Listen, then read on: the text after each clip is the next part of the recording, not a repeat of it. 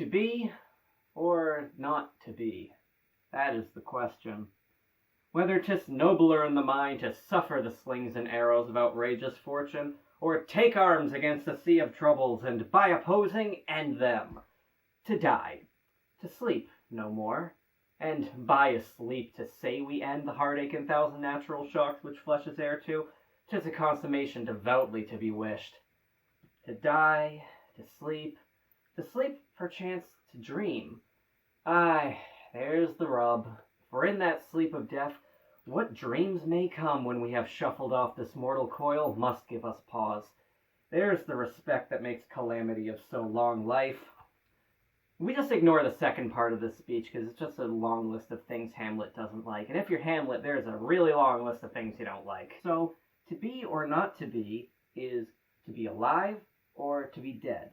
Because if you're Hamlet, being dead kind of seems like it might be better than being alive. Hamlet's going through some rough times. There's a lot of heartache and thousand natural shocks, which flesh is heir to if you're alive. Being alive kind of sucks. But can you really say that being dead is better? Because if you're dead, you haven't solved those problems, you haven't defeated them, they're still there. All you've really done is run away. Right? Right, puppo? He says to die, to sleep, because death is really just a long sleep. And when you sleep, you have dreams. Or you might also have nightmares. You can't really control them. So, if you choose that sleep of death, maybe you will have a peaceful dream, or you might be locked into a nightmare for the rest of eternity. Right? Yeah. And so, even when our lives get really bad, and we think death is so much better, we don't actually follow through with it. We stay alive, because we're afraid of what death might bring. That's another part in the second speech. It describes death as a foreign land from which no one has returned. But that's part of the lame side. No, don't do that.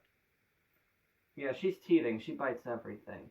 Look at you. You're 3 months old and you're learning Shakespeare and you're so into it. Ow! Stop doing that. I got tiny little wrists. No. Yep, that's about it for today's lesson of Shakespeare.